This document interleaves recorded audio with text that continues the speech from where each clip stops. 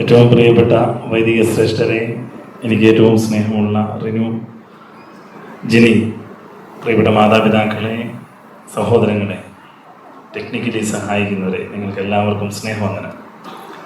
ഈ അനുഗ്രഹീതമായ ശുശ്രൂഷയിൽ എനിക്ക് ഭാഗമാകാൻ കഴിഞ്ഞു എന്നതിൽ ഞാൻ ദൈവത്തെ സ്തുതിക്കുന്നു. എന്നാൽ ഈ ശുശ്രൂഷയിൽ ഒരു മംഗള ആശംസകൾ പ്രബോധനം നൽകുവാൻ ഇപ്പോൾ കിട്ടിയ ഒരു ഭാഗ്യമാണ്. അതുകൊണ്ട് മുൻകൂട്ടി നിശ്ചയിച്ചിട്ടുള്ള കാര്യങ്ങളല്ല, ഇപ്പോൾ എൻ്റെ മനസ്സിൽ തോന്നുന്ന കാര്യങ്ങളാണ് ഞാൻ പറയുന്നത്.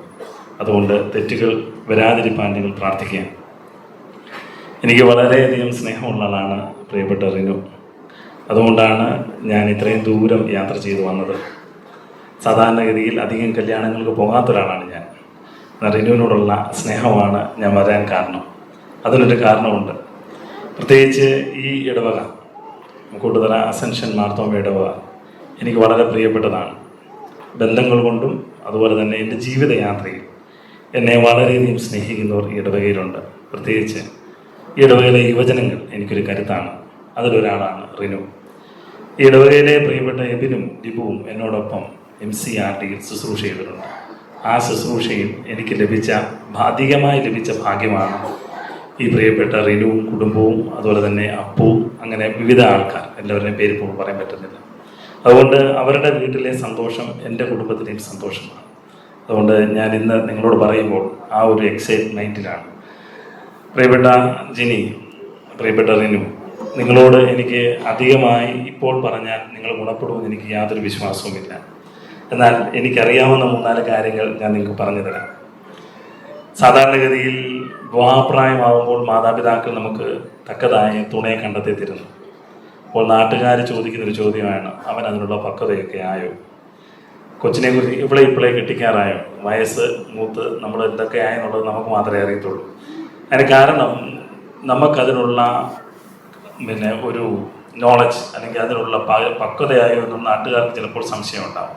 എന്നാൽ യാതൊരു സംശയമില്ലാത്തവരാണ് നിങ്ങൾ രണ്ടുപേരും പക്വതയുള്ളവരാണ്. പണ്ടൊക്കെ ചോദിക്കും, നിനക്ക് ഇതിനെക്കുറിച്ച് വല്ല ABCD അറിയാമോ എന്ന് ചോദിക്കും. വല്ല ABCD അറിയാമോ, അക്ഷരം അറിയാമോ എന്നല്ല ചോദിക്കുന്നത്, ഇതിൻ്റെ പ്രാഥമികമായിട്ടുള്ള കാര്യങ്ങൾ അറിയാമോ? ഒരു കുടുംബ ജീവിതത്തിലേക്ക് പ്രവേശിക്കുമ്പോൾ പ്രാഥമികമായിട്ടുള്ള ABCD ആണ് ഞാൻ നിങ്ങളോട് പറയുന്നത്. ഫസ്റ്റ് A എന്ന് വെച്ച് കഴിഞ്ഞാൽ അക്സെപ്റ്റ് ഈച്ച് അതർ.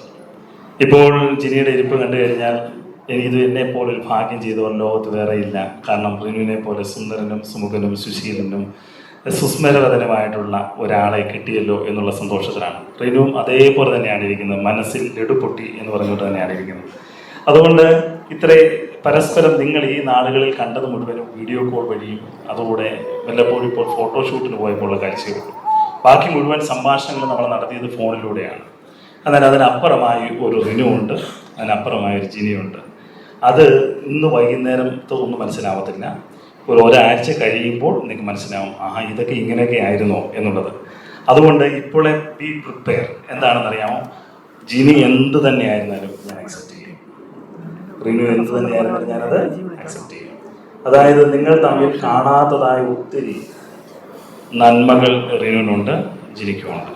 നിങ്ങൾ കാണാത്തതായ ഒത്തിരി പോരായ്മകളും നിങ്ങൾ തമ്മിൽ ഉണ്ടെന്ന് ഓർക്കണം. നന്മകളും തിന്മകളും അതെന്ത് തന്നെ ആയാലും അക്സെപ്റ്റ് ചെയ്യുന്നിടത്ത് മാത്രമേ ലൈഫ് സുന്ദരമായി പോകത്തുള്ളൂ. അതുകൊണ്ട് don't expect anything, B accept everything. ഒത്തിരി കാര്യങ്ങൾ പ്രതീക്ഷിക്കുകയല്ല, ലഭിച്ചതിനെ സ്വീകരിച്ചുകൊണ്ട് ജീവിതം തുടങ്ങട്ടെ എന്ന് ഒന്നാമത്തെ ഞാൻ പറയുന്നു.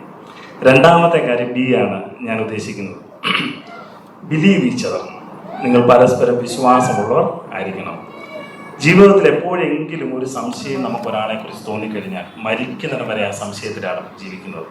അതുകൊണ്ട് നിങ്ങൾ ഒരിക്കലും നിങ്ങളുടെ വിശ്വാസം തെറ്റിപ്പോകാതിരിക്കാൻ ജീവിതത്തിലുള്ളതെല്ലാം തുറന്നു പറഞ്ഞ്, അത് അബദ്ധമായാലും സത്യമായാലും ജീവിതത്തിൽ സംഭവിച്ച എന്തെങ്കിലും ഉണ്ടെങ്കിലും നിങ്ങളുടെ ഇടയിൽ യാതൊരു മറവിനും ഇടയുണ്ടാകരുത്. അബദ്ധം പറ്റിയാൽ പോലും തുറന്നു പറയുക. അങ്ങനെ തുറന്നു പറച്ചിൽ വരുമ്പോൾ എന്നോടിപ്പോൾ തുറന്നു പറയുന്ന ആളാണ് തോന്നുമ്പോൾ എപ്പോഴും വിശ്വാസമാണ്. ഈ വിശ്വാസമാണ് ജീവിതത്തിൻ്റെ ഏറ്റവും വലിയ സുന്ദരം എന്ന് പറയുന്നത്. അതുകൊണ്ട് നിങ്ങൾ പരസ്പരം വിശ്വാസമുള്ളവരായിരിക്കണം. അതോടൊപ്പം തന്നെ ദൈവത്തോടും മനുഷ്യരോടും കുടുംബത്തോടും വിശ്വസ്തരുമായിരിക്കണം. ഈ റിനുവിൻ്റെ ഏറ്റവും വലിയ നന്മ എന്ന് പറഞ്ഞാൽ കൂട്ടുകാരെന്ന് വെച്ചാൽ അവൻ മരിക്കും എന്നാണ് എൻ്റെ വിചാരം. അതുകൊണ്ട് തന്നെയാണ് ഇവന്മാരെ എല്ലാം കണ്ട ഒരുപോലെ ഇരിക്കുകയാണ്. ഇതിനകത്ത് മറ്റുള്ളവന്മാർ തിരിച്ചറിയില്ല. എല്ലാം ഒരേ കുപ്പായത്തിൽ കയറി നിൽക്കുകയാണ്. ഓർത്തഡോക്സ് പള്ളിയിൽ മറ്റുള്ള സഭകളിലൊക്കെ ആയിരുന്നു ഇവർക്ക് ഒരു തൊപ്പിയോടെ വെച്ച് കഴിഞ്ഞാൽ ഇങ്ങനെ ശുശ്രൂഷയ്ക്ക് കയറി നിൽക്കാൻ പറ്റുമായിരുന്നു. അത്രയ്ക്ക് സുന്ദരന്മാരായിട്ട് വരാൻ കാരണം, വളരെ ദൂരെ നിന്നും ജോലിയൊക്കെ അവധിയെടുത്ത് ഇത്രയും വരാൻ കാരണം അവർ കൂട്ടുകാർ തമ്മിലുള്ള ഐക്യവും സ്നേഹമാണ്. അവരോടും ഈ സ്നേഹം എന്നും തുടരണം. അവരുടെ കൂട്ടത്തിലേക്ക് ഒരാളൂടെ ആഡ് ചെയ്യപ്പെടുകയും ചെയ്യുന്നുള്ളൂ.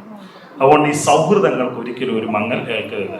അതുപോലെ ജനിക്കും നല്ല സൗഹൃദക്കാരുണ്ടാവും, അവരുടെ സൗഹൃദത്തെയും എപ്പോഴും മെയിൻറ്റെയിൻ ചെയ്യണം. അതിനേക്കാൾ ഉപരിയായി 2 കുടുംബങ്ങളിലേക്ക് 2 പേർ ചേർന്നിരിക്കുകയാണ്.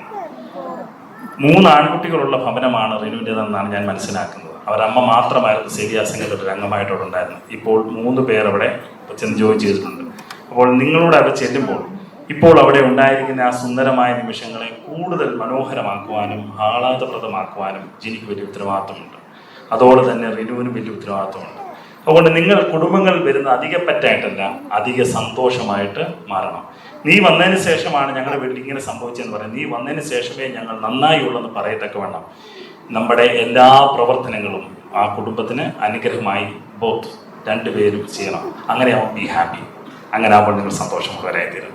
അതോടൊപ്പം തന്നെ മാതാപിതാക്കളോടും എനിക്ക് പറയാനുള്ളത്, ഇവർ അധികമായി വന്നു ചേരുമ്പോൾ നിങ്ങൾക്കുള്ള എല്ലാ അറിവും കൂടെ അവർക്ക് മൊത്തം കൂടെ പറഞ്ഞ് ഒറ്റ ദിവസം കൊണ്ട് കൊടുക്കരുത്. അവർ ചിലപ്പം തല പൊട്ടി അവിടെ നിന്ന് ഇറങ്ങി ഓടിപ്പറയും. അതുകൊണ്ട് കൂടുതൽ ഉപദേശങ്ങൾ വേണ്ട. ഉപദേശിക്കാൻ പ്രായമായി അവർ 2 പേരും ജോലിയുള്ളവരാണ്. അതുകൊണ്ട് തന്നെ വിവേകമുള്ളവരാണെന്നുള്ളത് ഞങ്ങൾക്ക് മനസ്സിലാകുന്നതുകൊണ്ടാണ് ഇത്രയും ദൂരം യാത്ര ചെയ്ത് രാജിവെച്ച മന്തി കല്യാണം നടത്തുന്നത്. അതുകൊണ്ട് ഉപദേശം അവർക്ക് വേണ്ട, അവർക്ക് വലിയ വൈജ്ഞാനിക അറിവുകൾ കൊടുക്കേണ്ട. അവർ നന്നായി ജീവിച്ചോളും. അവർക്ക് വേണ്ടി പ്രാർത്ഥിക്കുക, അവരെ നേർവഴി നടത്തുക, അവർക്ക് വേണ്ടി ഉപവാസം എടുക്കുക. ആ കുഞ്ഞുങ്ങളുടെ അനുഗ്രഹത്തിന് വേണ്ടി മാതാപിതാക്കൾ 2 പേരുടെ ഭാഗത്തുള്ളവരും പ്രത്യേകം ശ്രദ്ധിക്കേണ്ടത്. 3-ാമത്തേത് C ആണ്, കെയർ ആൻഡ് കമ്പാഷൻ എന്നുള്ളതാണ്. ഒരു കുടുംബത്തിൽ ഏറ്റവും കൂടുതൽ ആവശ്യമുള്ളത് ഒരു കെയർ മൈൻഡാണ്. അത് പലപ്പോഴും പഴയ കാലങ്ങളിൽ നമുക്ക് ഭാര്യയായിരുന്നു പൂമുഖവാതിക്കൽ വരുന്നവർ. അത് ഇപ്പോഴും വരണമെന്നില്ല. ചിലപ്പോൾ നിന്നേക്കാൾ താമസിച്ചായിരിക്കാം ഒരു പക്ഷേ ഡ്യൂട്ടി കഴിഞ്ഞ് ജിനി വരാൻ സാധിക്കും. അതുകൊണ്ട് ആ പൂമുഖൽ വാതിക്കൽ നിൽക്കുന്ന ഭർത്താവുമാകുന്നതിൽ തെറ്റില്ല. സ്ഥിരമായി അത് ആവർത്തിക്കുകയും ചെയ്യരുത്. എന്നാൽ നിങ്ങൾ ചെയ്യേണ്ട കാര്യം, നിങ്ങളുടെ പരസ്പരമുള്ള കുറവുകളെ ഹാൻഡിൽ വിത്ത് കെയർ. നിങ്ങളത് നന്നായി കെയർ ചെയ്ത് വേണം. അതോടൊപ്പം തന്നെ നിങ്ങൾക്ക് കമ്മ്യൂണിറ്റിയോടുണ്ടാകുന്ന ഒരു കമ്പാഷൻ മൈൻഡ് ആയിരിക്കണം. മറ്റുള്ളവരെ ഒന്നും പുച്ഛത്തോടു കൂടി കാണരുത്. എല്ലാവരെയും ഒരു കമ്പാഷൻ, അലിവോടുകൂടി കാണാൻ കഴിയണം. അങ്ങനെ ചെയ്യുന്ന ഒരാളാണ് റിനു എന്നുള്ളത് കൊണ്ട് കൂടിയാണ് ഞാൻ വന്നത്. കാരണം ഞാൻ ദുബായിൽ എൻ്റെ ഭിന്നശേഷിക്കാരായ കുഞ്ഞുങ്ങളെയും കൊണ്ട് യാത്ര പോയപ്പോൾ എനിക്കത് ഭയങ്കര വൈകാര്യമായ ഒരു സ്നേഹമാണ്. പിള്ളേരെയും കൊണ്ട് അവിടെ ചെന്നപ്പോൾ ഞങ്ങൾക്ക് അറിയാൻ വയ്യാത്തൊരു ദേശത്താണ് പോയത്. എന്നാൽ റിനു ചെന്നിട്ട് കുറച്ച് നാളെ ആയിട്ടുള്ളൂ അവിടെ. എന്നാൽ അവൻ അവധിയെടുത്ത് ഞങ്ങളോടൊപ്പം, ഞങ്ങളുടെ 10 കുഞ്ഞുങ്ങളോടൊപ്പം യാത്ര ചെയ്യുകയും ആ കുഞ്ഞുങ്ങളെ പരിപാലിക്കുകയും ചെയ്യുമ്പോൾ അവൻ്റെ ഉള്ളിൽ ഒരു കമ്പാഷനെ കണ്ടു. അതിൻ്റെ ഇടയിൽ കടി കിട്ടി, അതിൻ്റെ ഇടയിൽ പിച്ച് കിട്ടി കുഞ്ഞുങ്ങളുടെ. പക്ഷെ അതിനെയൊക്കെ അവൻ അക്സെപ്റ്റ് ചെയ്തു.